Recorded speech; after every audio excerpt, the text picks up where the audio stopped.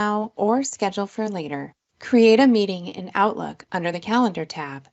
Select Meet Now to go right into the Teams meeting. It is always helpful to change the name of the meeting to something that identifies the purpose. Choosing to schedule a meeting allows access to meeting options under the Settings button. Decide who can bypass the lobby, which now includes the ultra-secure option of only the people invited to the meeting. Determine ahead of time who can present, unmute, turn on cameras, chat. All these can be changed during the meeting as the need arises. This is also where the organizer can decide whether to allow responses to the invitation, requests for a different time, or forwarding the meeting invitation to other people. Teams meetings can be created from the Calendar tab on the left handrail. Start a meeting now, get a link to share, or share via email. The same meeting option will here. Or schedule a meeting. Most of the fields here are the same as in Outlook, plus the option to add a channel or require pre-registration to attend. More on channel meetings below. The Chat tab on the left handrail also allows meeting creation. This is the icon for Meeting Now. Select this icon to schedule a meeting with everyone who is a participant in this chat. Remember, hover over icons and wait for a pop-up if you forget which icon you are looking for. Finally, there are channel meetings. Select the drop-down to choose between Meet and Schedule Later. These options should look familiar. Since these meetings are created within a channel as part of a team, anyone that has access to the channel will be invited automatically. You can still invite others as long as it is not in a private channel. Remember that all chat conversations during meetings are saved and threaded in the chat or channel, unless you turn that off in the meeting options by selecting In Meeting Only. Teams and Outlook have teamed up to give teachers many options for meeting creation to fit any workflow.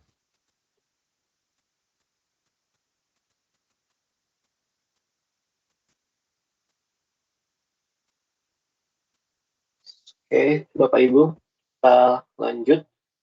Nah, dengan menjadwalkan tim, kita bisa melakukan kolaborasi. Kolaborasi dengan tim penting untuk kesuksesan, namun seringkali sulit untuk membuat seluruh tim bertemu di tempat yang sama. Tim menyediakan hub digital bagi staf untuk bertemu dimanapun mereka berada. Tim juga menyederhanakan penjadwalan dengan menemukan waktu yang cocok untuk semua orang. Contoh, cara pengajar agar dapat menemukan atau menggunakan Teams meliputi pertemuan rutin untuk membahas masalah departemen, pertemuan khusus untuk memperkenalkan perubahan kurikulum. Menjadwalkan rapat melalui Teams dapat dilakukan dengan cepat dan mudah. Semua yang perlu guru lakukan adalah, pertama, perlu kita melakukan tambahan peserta. Yang kedua adalah buat subjek untuk rapat. Yang ketiga adalah temukan waktu bersama sesuai untuk semua orang yang menggunakan asisten penjadwalan. Nah, pembahasan selanjutnya adalah pastikan aksesibilitas live captioning dalam rapat Teams. Nah, ini adalah bagaimana sih nanti kita akan coba untuk berikan live caption yang juga nanti bisa diubah untuk dalam bahasa. Ini kita tonton dulu videonya, nanti kita akan coba untuk bahas.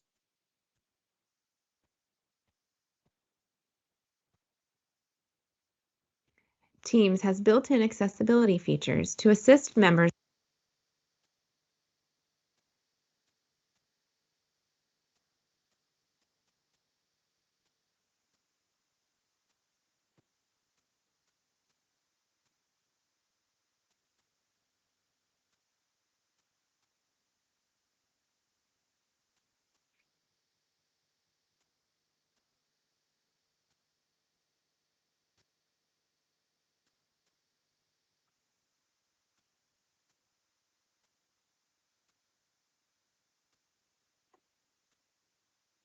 Teams has built-in accessibility features to assist members with online video conferences.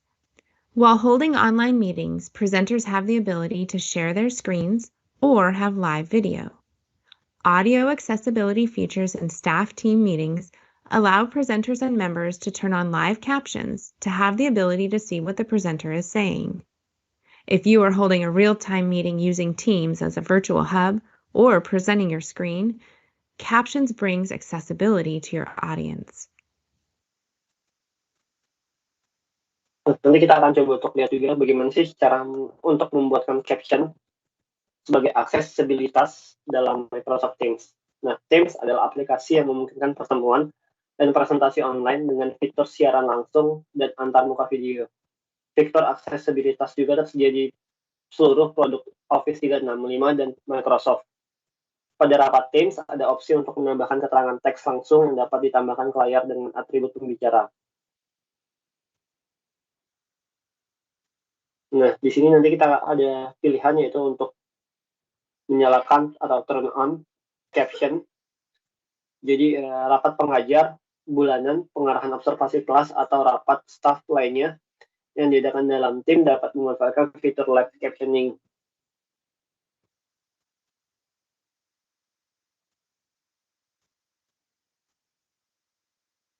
Nah, Teams adalah aplikasi yang memungkinkan pertemuan dan presentasi online dengan fitur siaran langsung dan antarmuka video. Fitur aksesibilitas juga tersedia pada seluruh Microsoft Office 365 dan juga lain Microsoft lainnya. Pada rapat Teams ada opsi untuk menambahkan keterangan teks langsung yang dapat ditambahkan ke layar dengan atribut pembicara.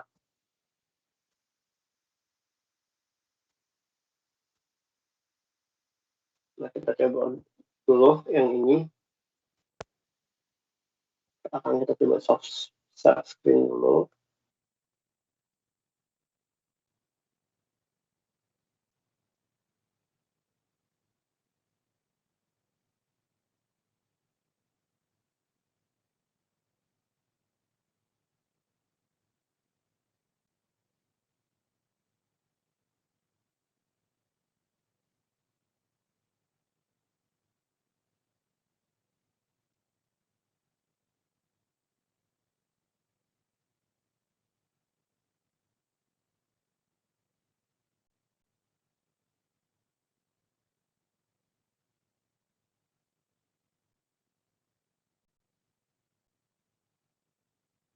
Sekarang saya coba untuk hidupkan turn on live caption. Oke, live captionnya udah muncul belum di tempat Bapak Ibu?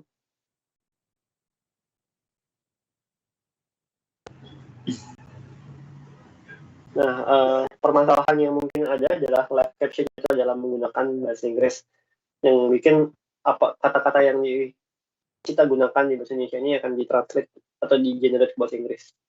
Mungkin akan jadi masalah. Nah, coba kita sekarang bicara bahasa Inggris ya Bapak Ibu. Hello, good morning Bapak Ibu. So kita mungkin kita baca teks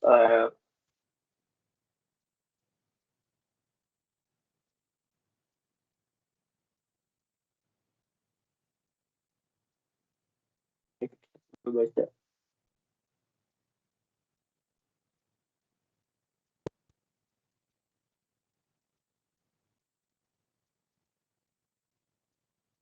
Sebelum untuk saya bacakan ya, ini teksnya, kita coba untuk cek.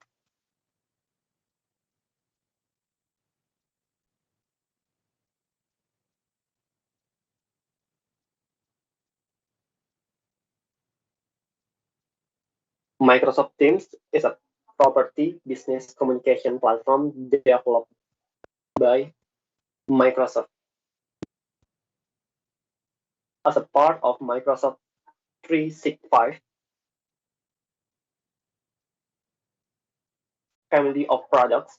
Teams primarily competence with the similar services like offering workspace, chat, and video conferencing, file storage, and application integration. Untuk menggunakan bahasa Inggris rasanya nggak begitu ini ya. Semakin pengucapan kita jelas, kayaknya itu juga bikin ini bikin dia juga bisa ini. Dan yang sayang itu hanya sekarang masih terbatas di kebanyakan, itu hanya terbatas di menggunakan bahasa Inggris ya. Jadi kita belum bisa menggunakan itu di bahasa Indonesia. Itu yang jadi sayangnya.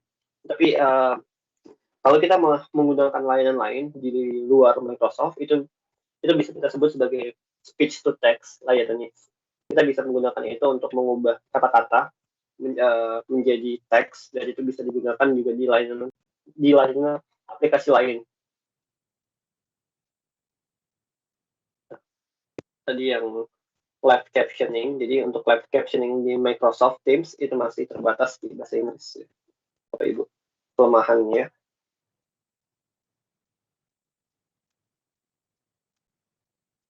Nah, sekarang kita coba untuk melihat bagaimana sih cara menjadwalkan rapat.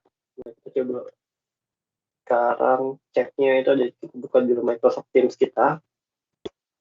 Nah, kita coba untuk buat rapatnya itu di kelas ini, B1. Ini kita buka aja di sini.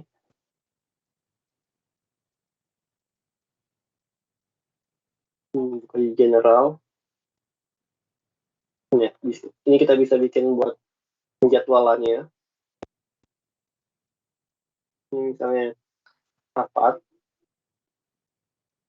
Terus ini waktu dan lain-lain. Nah, ini jamnya.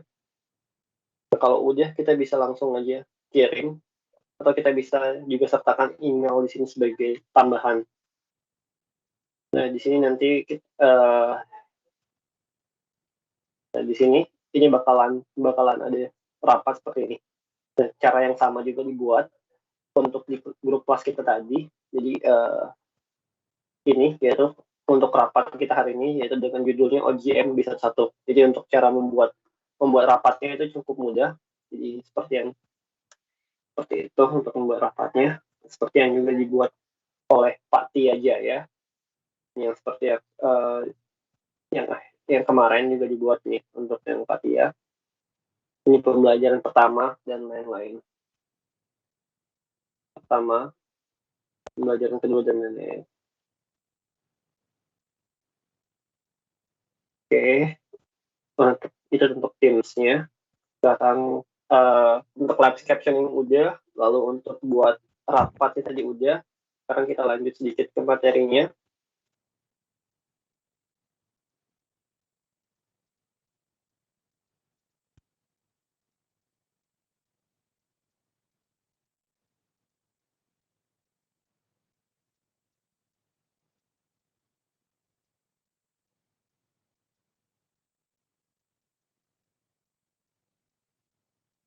Nah, sekarang kita buat itu adalah atur catatan dan sumber daya Teams dengan OneNote. Kita akan coba untuk bikin nanti adalah OneNote.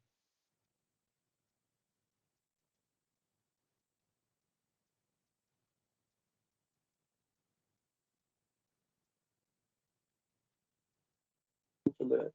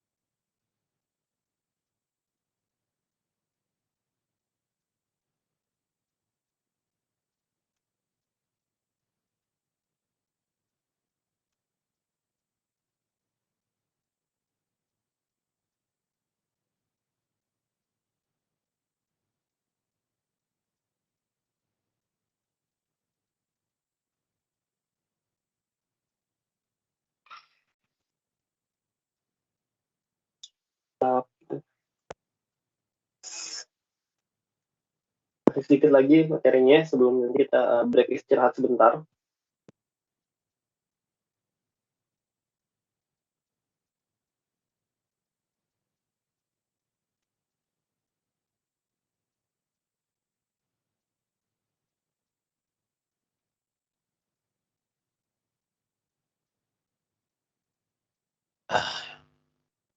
Kelihatan ya Bapak Ibu share screen saya? Kelihatan, Pak. Terima kasih Pak. Notebook OneNote dibuat secara otomatis saat tim kelas, staff, atau PLC, dan digunakan untuk menyimpan teks, gambar, catatan, tulisan tangan, dokumen, tautan atau link, suara, video, dan lainnya. Notebook One Team membuat semuanya teratur dan dapat diakses. Dalam notebook PLC, setiap anggota tim memiliki izin yang sama, dan notebook dilengkapi dengan template berdasarkan modul default untuk PLC. Nah, atur catatan Teams dengan OneNote, diantaranya adalah di sini adalah ruang kolaborasi, yaitu tempat untuk semua orang bekerja sama dan mengedit konten. Lalu ada juga pustaka konten, tempat guru atau administrator untuk mengedit konten dan siswa atau anggota staf hanya dapat melihat konten. Lalu ada juga bagian siswa atau staf, di mana setiap siswa atau anggota staf memiliki ruang pribadi. Siswa mengirimkan pekerjaan rumah, draft, esai, dan membuat catatan, dan anggota staf membuat rencana pembelajaran, merekam tujuan pengembangan profesional, dan memantau disiplin. Lalu ada pendidik atau administrator, juga dapat memilih untuk menambahkan bagian keempat, bagian khusus mendidik, pemimpin saja yang hanya dapat dilihat oleh guru pemimpin, dan digunakan untuk memetakan materi untuk dibagikan nanti. Seluruh kurikulum dapat ditempatkan di bagian khusus guru dan dibagikan ke pustaka konten atau didistribusikan ke bagian siswa saat waktunya tiba. Materi selanjutnya adalah modifikasi PLC untuk masalah siswa. Lalu di sini kita bisa mengatakan bahwa tim intervensi atau PLC dapat menggunakan tab file untuk berbagi, menyimpan, dan mengatur dokumen, file, dan juga data. Mereka dapat menggunakan tab postingan untuk mendiskusikan insiden dan masalah, dan mereka dapat menggunakan kirim ke OneNote di Outlook untuk menyimpan email di notebook tim. Saat bekerja dengan banyak siswa, saluran pribadi untuk setiap siswa menjaga kerahasiaan dengan hanya dapat dilihat oleh mereka yang bekerja dengan siswa. Tim PLC juga merupakan solusi hebat untuk berbagi kemajuan dan mengumpulkan data untuk siswa dengan IEP. Oke, ini sekarang kita masuk ke kuis. Belum ditutup. Nomor 1, notebook staff tim OneNote. Jawabannya yang mana nih Bapak Ibu? A, memberikan semua orang dalam tim hak yang sama. B, memiliki bagian yang telah diisi sebelumnya yang umum digunakan oleh sekolah. C, seperti notebook kelas kecuali tidak memiliki ruang kolaborasi.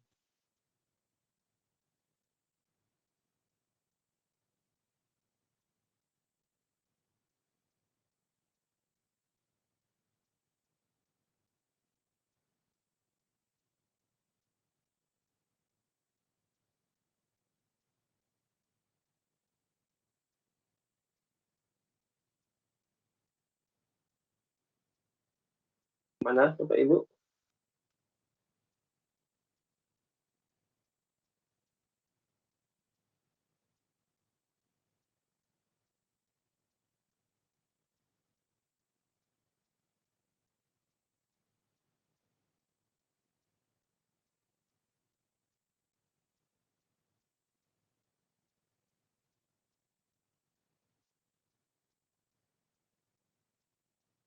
Layarnya nggak kelihatan Pak Febri. Oh, siap. Bentar Bapak Ibu.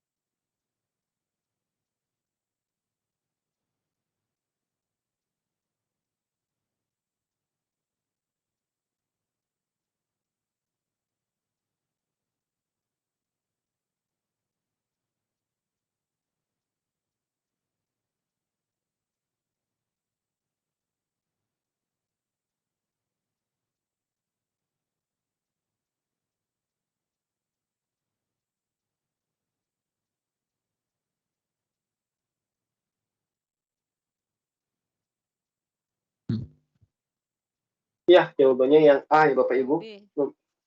Yang mana A atau B Bapak Ibu? Semua orang dalam tim hak yang sama.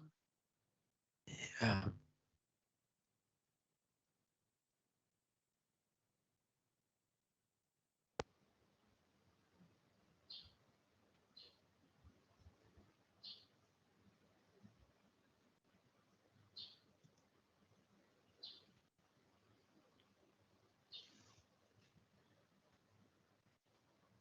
Jawabannya bisa A atau bisa B ya Bapak Ibu. Nomor 2.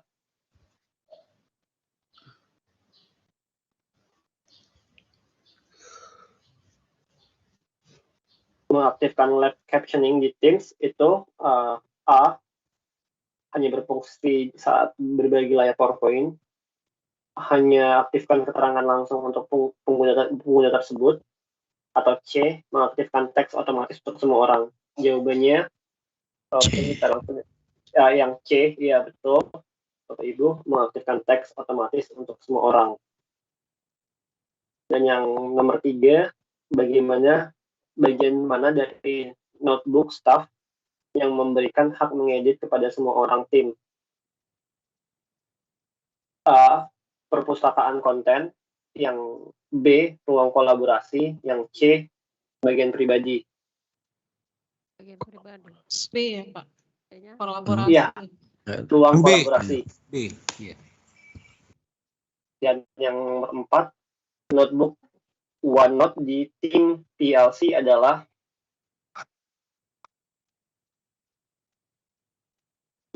jawabannya adalah A, sama seperti notebook di tim staff.